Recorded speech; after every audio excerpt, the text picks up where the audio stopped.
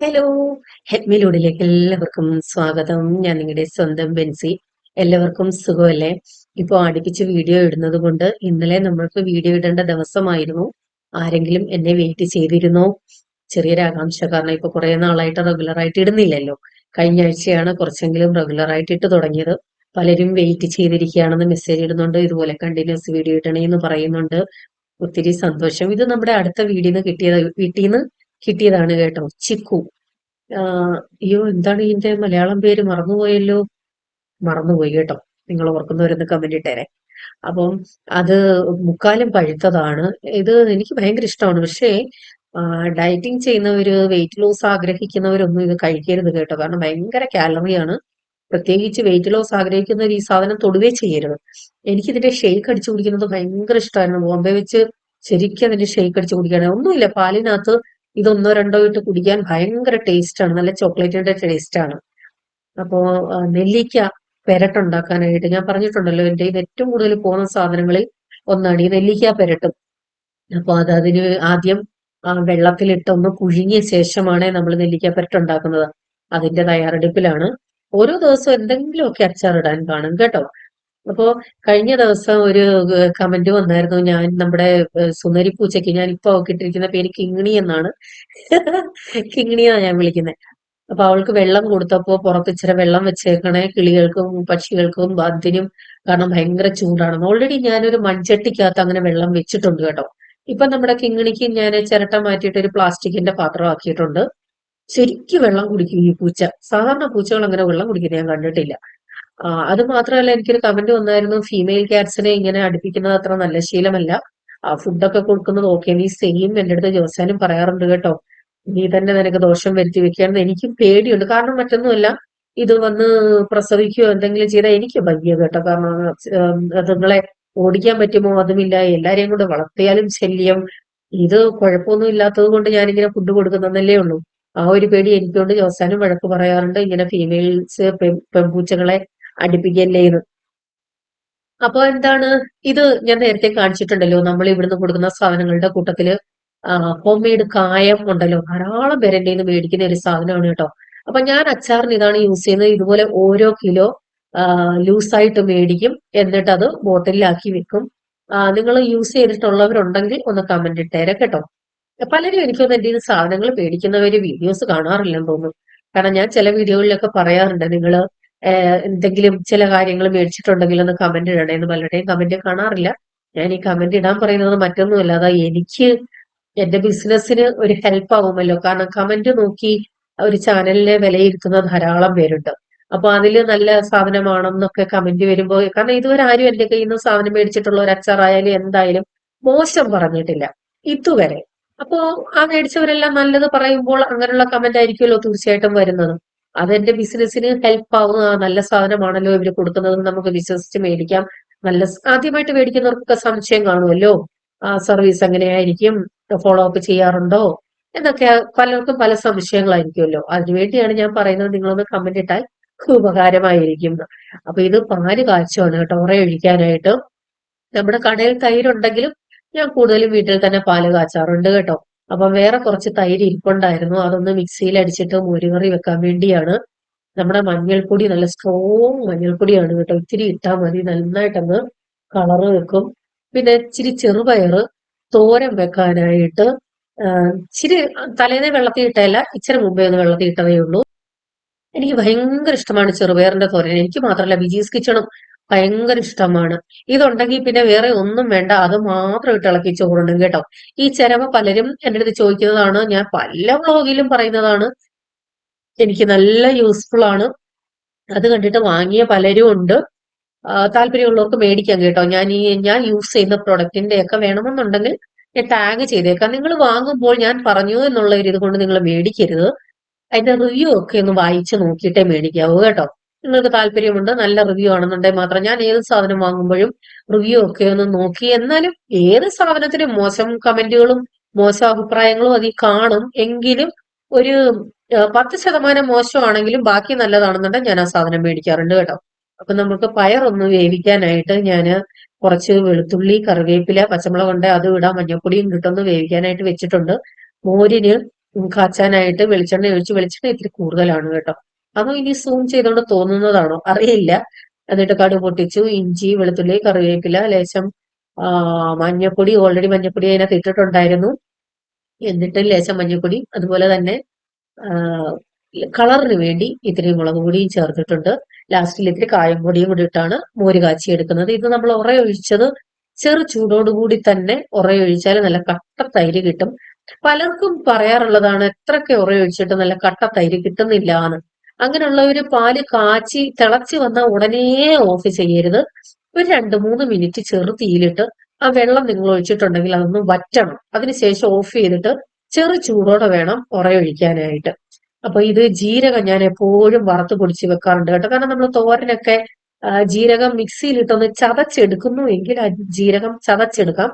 പക്ഷെ എന്റെ തോരനുകൾ കൂടുതലും ഞാൻ കൈ കൊണ്ട് തന്നെ ഇളക്കി അങ്ങോട്ട് ഇട്ട് ചെയ്യുവാണല്ലോ. അങ്ങനെയുള്ള സാഹചര്യങ്ങളിൽ ഞാൻ എപ്പോഴും ഇങ്ങനെ ജീരകം പൊടിച്ചു വെക്കാറുണ്ട്. എളുപ്പമാണ്. കുറച്ച് ജീരകപ്പൊടി അങ്ങോട്ട് ചേർത്താൽ മതിയല്ലോ. ഇപ്പൊ പയറ് തോരനും ഇത്തിരി ജീരകം വേണം. അല്ലാതെ ജീരകം കടിച്ചാൽ ജോസാൻ അത്ര താല്പര്യമില്ല. പല തോരനുകളിലും ജീരകം ഇടുന്നതേ ഇഷ്ടമല്ല. അപ്പൊ ഇങ്ങനെ പൊടി ഉണ്ടെന്നുണ്ടെങ്കിൽ നമുക്ക് ഇട്ട് വെക്കാമല്ലോ ഒരു ബുദ്ധിമുട്ട് കൂടാതെ. അപ്പൊ ഞാൻ അടുക്കളയിൽ ജോലി ചെയ്യുന്നു. ജോസാൻ അവിടെ തുണി തേക്കുകയാണ് കേട്ടോ. എന്റെ ചുരിദാറാണ്, ചർച്ചിലേക്ക് പോകാനുള്ള വെള്ള ചുരിദാർ തേക്കുകയാണ്. കഴിഞ്ഞ ദിവസം ഒരു കമന്റ് വന്നിരുന്നു, ചേച്ചി പൊക്കമുള്ള മേശയല്ലേ നല്ലത്, ഇത് അച്ചാച്ചന്റെ നടു ഒടിയുമല്ലോ. അത് ശരിയാണ്.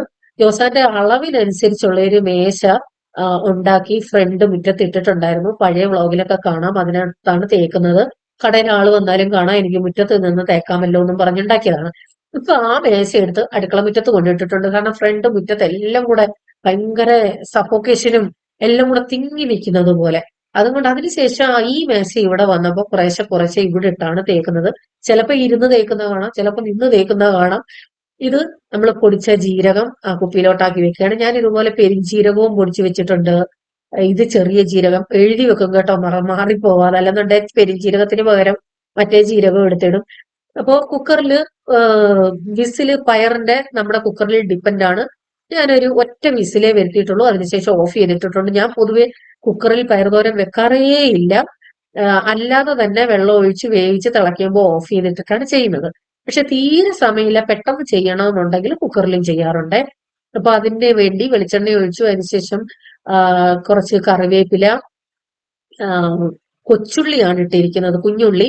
സവാളയാണെങ്കിൽ നിങ്ങളുടെ കയ്യിലുണ്ടെങ്കിൽ അതും ചേർക്കാം. ലേശം കായംപൊടിയും ചേർത്തിട്ടുണ്ട്, മഞ്ഞൾപ്പൊടി ഇട്ടിട്ടുണ്ട്, മുളക് പൊടി ഇട്ടിട്ടുണ്ട്, വെളുത്തുള്ളി ഇട്ടിട്ടുണ്ട്. ഒരു കിമ്മിണി എന്ന് പറഞ്ഞ ഒരു പേരിന് വേണ്ടി ഇഞ്ചി ചെറുതായിട്ട് കൊത്തിയരിച്ച് ചേർത്തിട്ടുണ്ട്. ഇതൊന്ന് മൂപ്പിച്ച ശേഷം നമ്മൾ വേവിച്ച് വെച്ചിരിക്കുന്ന പയറ് ഇടുന്നതിന് മുമ്പ് തന്നെ തേങ്ങ അതും ഇട്ട് നല്ലതുപോലെ ഒന്ന് ആ തേങ്ങയൊന്ന് വേവണം, ഒന്ന് ആവി വരണം. ഉപ്പിട്ടാണ് പയറ് വേവിച്ചത്.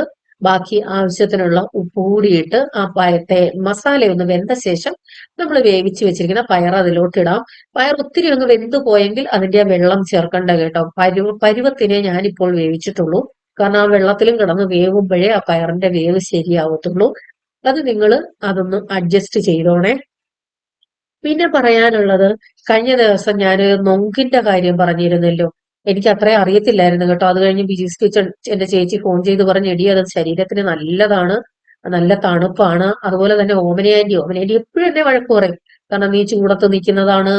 കഴിഞ്ഞ വ്ളോഗിൽ ഞാൻ മത്തങ്ങ, നമ്മുടെ തണ്ണിമത്തങ്ങ കഴിക്കത്തില്ലെന്ന് പറഞ്ഞപ്പോഴും എന്നെ കുറെ വഴക്ക് പറഞ്ഞു. നൊങ്കിന്റെ കാര്യത്തിൽ നീയാണ് അത് ഏറ്റവും കൂടുതൽ കഴിക്കണ്ടേ, നമ്മൾ ചുമരുണ്ടെങ്കിലേ ചാരാൻ പറ്റത്തുള്ളൂ എന്നൊക്കെ പറഞ്ഞിട്ട് എപ്പോഴും എന്നെ വാട്സപ്പിലൊക്കെ മെസ്സേജ് ഇടാറുണ്ട്. അപ്പൊ ഇത് നമ്മുടെ പാവയ്ക്ക കുറച്ചിരുന്നത് ഞാനൊന്ന് പരീക്ഷിച്ചതാണ് കേട്ടോ. സൂപ്പർ സംഭവമാണ്. ആദ്യം തന്നെ കുറച്ച് മഞ്ഞൾപ്പൊടി, ഉപ്പ്, മുളക് പൊടി, ലേശ കായം പൊടി ഇട്ട് നല്ലതുപോലെ ഒന്ന് ഇളക്കി യോജിപ്പിച്ച ശേഷം ഞാൻ കടലമാവാണ് ചേർത്തിരിക്കുന്നത്. അത് കോട്ടാവാൻ എത്രയും കടലമാവ് വേണോ അത്രയും കടലമാവ്. ഇത് നോർത്ത് ഇന്ത്യന്റെ ഒരു റെസിപ്പിയാണ് കേട്ടോ. നോർത്ത് ഇന്ത്യൻസ് ഒരുമാതിരിപ്പെട്ട എല്ലാത്തിലും കടലമാവ് യൂസ് ചെയ്യാറുണ്ട്. ഇപ്പോ നമ്മുടെ മലയാളികളും യൂസ് ചെയ്യുന്നുണ്ട്. ഒരു പക്ഷേ നോർത്ത് ഇന്ത്യൻസിന്റെ കുക്കിംഗ് ഒക്കെ കണ്ടിട്ടായിരിക്കാം, വീഡിയോസ് ഒക്കെ കണ്ടിട്ടായിരിക്കാം. അപ്പോ നോർത്തിൽ പോയവർ വർഷങ്ങൾക്ക് മുമ്പേ ഇത് ട്രൈ ചെയ്യുന്നുണ്ടായിരിക്കാം. ഞാൻ ഈ റെസിപ്പി ഇത് നേരത്തെ കഴിച്ചിട്ടുമുണ്ട്. പക്ഷെ ഞാൻ അധികം അങ്ങനെ ട്രൈ ചെയ്തിട്ടില്ല. അപ്പോ അത് നമുക്ക് അതിനകത്ത് പിടിക്കാൻ ആവശ്യമായ വെള്ളം ചെറുതായിട്ടൊന്ന് തളിച്ചു കൊടുത്താൽ മതി. അതിനുശേഷം എണ്ണ അധികം വേണ്ട. ഞാൻ ഇത്തിരി എണ്ണയൊന്ന് കൂടുതലാണ് ഒഴിച്ചത്. അത് പുറമെ നമുക്ക് വീഡിയോ കാണാം. ഈ സമയം കൊണ്ട് നമ്മുടെ പയർ റെഡി ആയിട്ടുണ്ട്. ഇത്തിരി വെള്ളമേ ഉണ്ട്, കുഴപ്പമില്ല. പയർ ഇരിക്കും തോറും അത് ഡ്രൈ ആകും. അങ്ങനെ ഒരു സംഭവമാണ്. ഈ സമയം കൊണ്ട് അരിയും തിളപ്പിച്ചിട്ടിരുന്നു. പലരും ചോദിക്കുന്നതാണ് ഗ്യാസ് ഒത്തിരി ആവാറുണ്ടെന്ന്. ഞാൻ പറയുന്നതാണ്, അരി ഒന്ന് തിളച്ചു കഴിഞ്ഞാൽ ഉടനെ ഞാൻ ഓഫ് ചെയ്തിടും. അത് കഴിഞ്ഞിട്ട് കുറച്ച് സമയം കഴിഞ്ഞ് വീണ്ടും ഒന്ന് തിളപ്പിക്കും. അപ്പോഴത്തേക്ക് അരി വെന്തിരിക്കും. Continuous gas കത്തിച്ചിട്ടേക്കത്തില്ല. അപ്പൊ ഇതിനകത്ത് അധികം എണ്ണയുടെ ആവശ്യമില്ല. ഇത്തിരി എണ്ണ, പക്ഷെ എനിക്ക് 2 ബാച്ചായിട്ടാണ് വറുത്തെടുക്കേണ്ടി വന്നത്. അതുകൊണ്ട് കുഴപ്പമില്ലായിരുന്നു. നിങ്ങൾ അധികം എണ്ണ ഒഴിക്കേണ്ട കേട്ടോ. ഇതുപോലെ ഒത്തിരി അങ്ങ് കൂട്ടിയിടാതെ ആവശ്യത്തിന് മാത്രം ഇട്ടിട്ട് ഇതുപോലെ ഒന്ന് വിടർത്തി വിടർത്തി ഒന്ന്, അതായത് ഒട്ടിപ്പിടിച്ചിരിക്കുന്നതിനെ ഒന്ന് മാറ്റാൻ വേണ്ടി ഇങ്ങനെ ചെയ്ത് കൊടുക്കുക. അതിനുശേഷം പെട്ടെന്ന് തന്നെ, അതായത് നിമിഷ നേരം കൊണ്ടാണ് ആ ഒരു സൈഡ് ഫ്രൈ ആയി കിട്ടുന്നത് നമുക്ക്. ദിവസം ഇവിടെ തേപ്പ് ഇരുന്നാക്കിയിട്ടുണ്ട്. ഞാനതാ പറഞ്ഞ, ചിലപ്പോ ഇരുന്നായിരിക്കും, ചിലപ്പോ നിന്നായിരിക്കും. അപ്പൊ ഈ സമയം കൊണ്ട് കണ്ടേ, നമ്മുടെ ആ ഒരു സൈഡ് നന്നായിട്ട് വെന്തിട്ടുണ്ട്. പിന്നെ തിരിച്ചിടണം. നമുക്ക് കളർ കാണുമ്പോൾ മനസ്സിലാവുമല്ലോ മറിഞ്ഞ് വീഴാത്ത ഭാഗം. അതിനെ വേണമെന്നുണ്ടെങ്കിൽ സെപ്പറേറ്റ് ആയിട്ട് ഒന്ന് തിരിച്ചു മറിച്ചു ഇട്ട് കൊടുക്കാം. അല്ലെന്നുണ്ടെങ്കിൽ ഇങ്ങനെ ഇടയ്ക്ക് ഇളക്കി കൊടുത്താൽ മതി. വളരെ പെട്ടെന്നാവുന്ന ഒരു സംഭവമാണ്. നിങ്ങൾ ആരെങ്കിലും ഇങ്ങനെ ചെയ്യുന്നുവെങ്കിൽ ഒന്ന് കമന്റ് ഇട്ടേക്കണേ. ഇതിന്റെ കൂട്ടത്തിൽ വേണമെങ്കിൽ ലേശം അരിപ്പൊടിയും ചേർക്കാം. അതും നല്ല ടേസ്റ്റ് ആണ്, നല്ല ക്രിസ്പി ആയിട്ട് കിട്ടും. ഇപ്പൊ നമ്മുടെ പാവയ്ക്ക റെഡി ആയിട്ടുണ്ട്. ഈ പരുവത്തിന് നമുക്ക് മാറ്റിയെടുക്കാം. ഒത്തിരി ഒന്നും എണ്ണയൊന്നും പിടിക്കത്തില്ല കേട്ടോ. എനിക്ക് മറ്റേ നമ്മൾ സാധാരണ ചെയ്യുന്നതിനേക്കാൾ ഈസി ആയിട്ട് തോന്നി.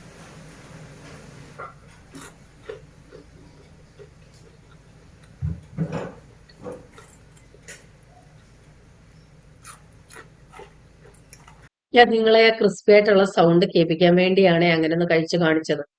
പെട്ടെന്നൊന്നും അത് തണുപ്പ് പോവില്ല. കുറെ നേരത്തേക്ക് ഇതേ ക്രിസ്പി ആയിരിക്കും കേട്ടോ.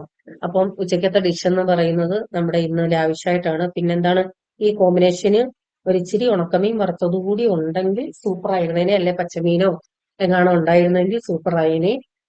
ഞാൻ ഇച്ചിരി മീനച്ചാർ കൂടി എടുത്തായിരുന്നു കേട്ടോ. നിങ്ങൾ അതൊരു പ്രാവശ്യമെങ്കിലും ഒന്ന് ട്രൈ ചെയ്ത് നോക്കണേ. പാവയ്ക്കയുടെ സാധാ നമ്മൾ മെഴുക്ക് വരട്ടത്തില്ലേ, അതുപോലെ ചെയ്യുവാണെങ്കിലും ഇത്തിരിയും കടലമാവ് ഒന്ന് ചേർത്ത് ചെയ്താൽ നോക്കിക്കേ. സമയമൊന്നും എടുക്കത്തില്ല, ഒരു 5 മിനിറ്റ് പോലും എടുത്തില്ല എനിക്കിത് ചെയ്യാനായിട്ട്. നല്ല ടേസ്റ്റും ഉണ്ട്, നല്ല ഫ്രൈ ആയിട്ട് കിട്ടുകയും ചെയ്യും.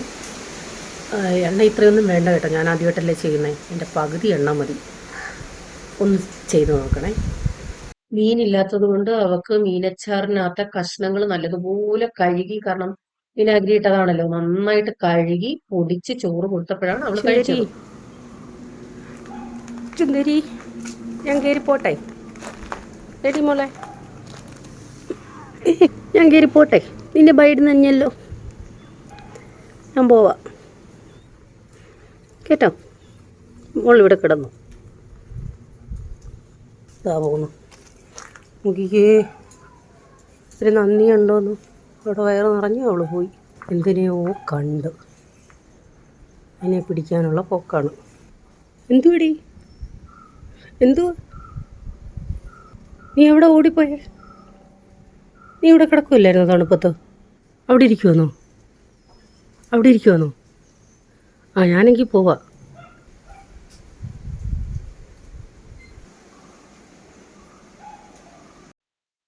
ഇപ്പൊ കാറ്റ് തുടങ്ങിയ, അതുകൊണ്ട് തന്നെ അലർജി ഉള്ളവർക്ക് ഭയങ്കര ബുദ്ധിമുട്ടാണ്. പൊടിക്കാറ്റടിച്ചാൽ പിന്നെ പറയുകയും വേണ്ട.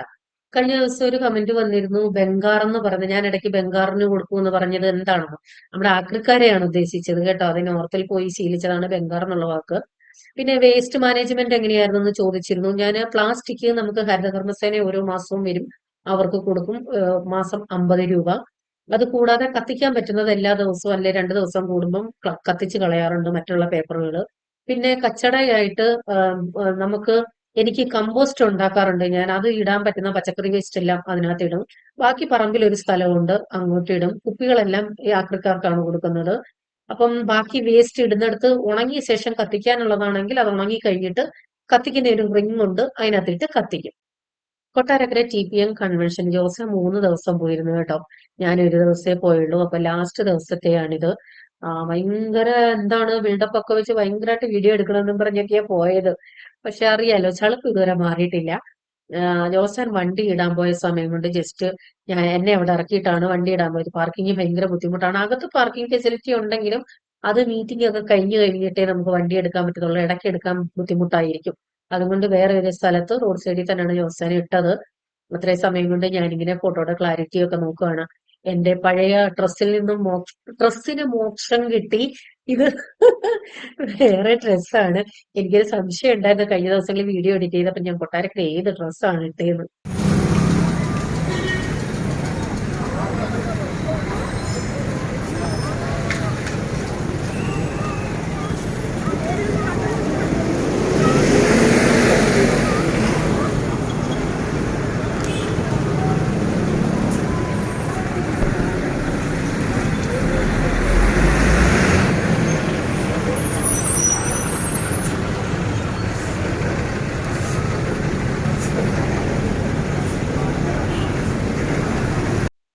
അപ്പൊ ഞാൻ ജോസാനെ വെയിറ്റ് ചെയ്ത് നിൽക്കുകയാണ് കേട്ടോ. വരുന്നവരെയും പോകുന്നവരെയും ഒക്കെ നോക്കി.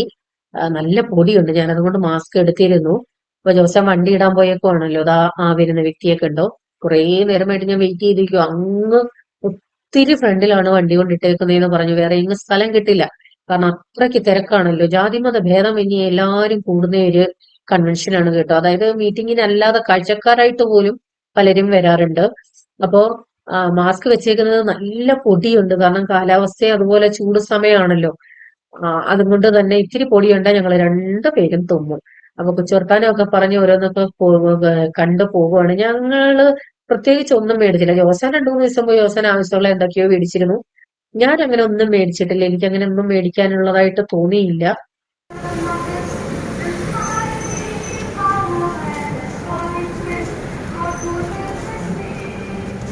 നിന്റെ ഐറ്റം എടുത്ത് എവിടെ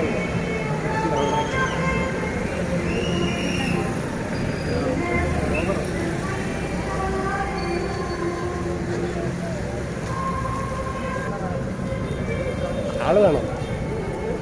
ഞാൻ ഇച്ചിരി നേരം മാറ്റി വന്നേ. ഏതാ? എനിക്ക് കണ്ണാടിക്കകത്ത് ഈർപ്പം കാണത്തില്ല. നിങ്ങൾക്ക് ഈ ബുദ്ധിമുട്ടുണ്ടോ? നമ്മൾ ഈ കണ്ണട വെക്കുന്നവർക്ക് നമ്മൾ ഈ മാസ്ക് വെക്കുമ്പോ അതിന്റെ ആ ഈർപ്പം, നമ്മുടെ ആ ശ്വസിക്കുന്ന ഇതുണ്ടല്ലോ, അത് കണ്ണാടിയിൽ അടിച്ചെനിക്ക് പിന്നെ കാണത്തില്ല, മൊത്തത്തിൽ ഒരു മങ്ങലായിരിക്കും. ബാക്കിയും വേണം.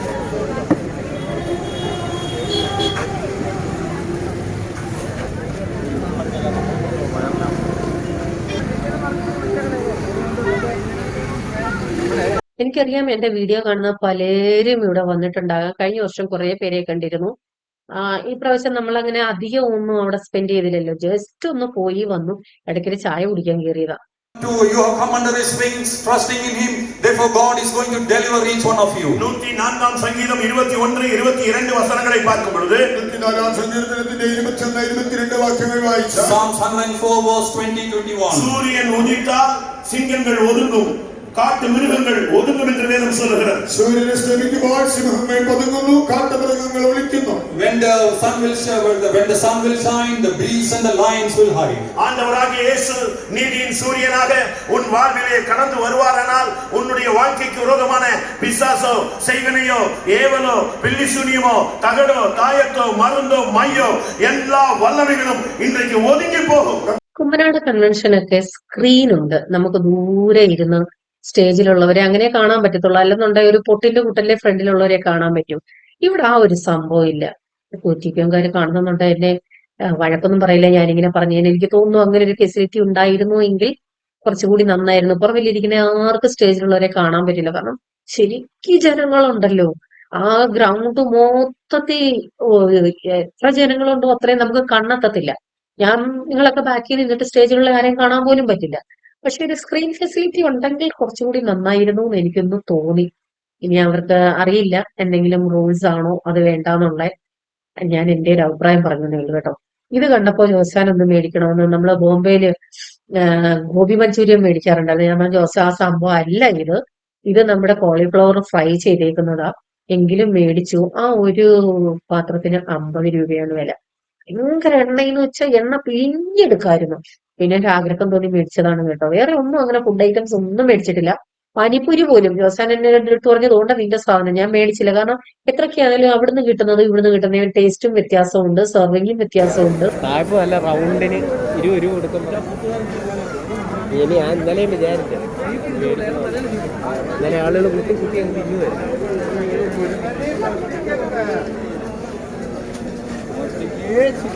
അവിടെ ചാനൽ സബ്സ്ക്രൈബ് ചെയ്തിട്ടുണ്ട് എല്ലാവരും. ലിബിനെയും ഞങ്ങളും എല്ലാം കൂടെ സാധനം എരി പുളി മസാല എല്ലാവരും മിക്സ് ചെയ്ത് തരാം. Come on come on. എല്ലാം കഴിഞ്ഞു പോയി കേട്ടോ. വന്നേ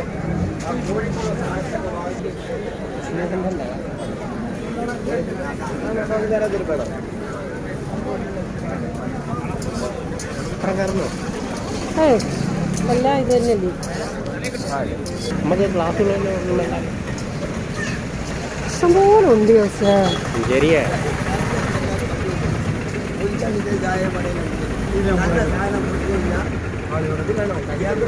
വേണ്ട.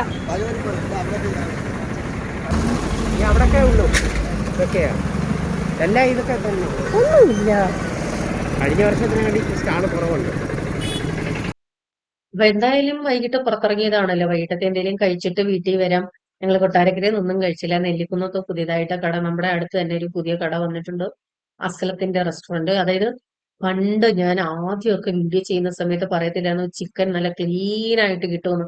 അത് ഈ പുള്ളിക്കാരനായിരുന്നു കേട്ടോ ചിക്കൻ കട. അന്ന് റെസ്റ്റോറന്റ് ഉണ്ടായിരുന്നു. പക്ഷെ അതിനുശേഷം പുള്ളിക്കാരൻ ഗൾഫിന് പോയിട്ട് തിരിച്ചു വന്നിട്ട് വീണ്ടും റെസ്റ്റോറന്റ് ഇട്ടിട്ടുണ്ട്. ഇപ്രാവശ്യം റെസ്റ്റോറന്റ് ഇവിടെ നെല്ലിക്കുന്നത്താണ് ഇട്ടേക്കുന്നത്.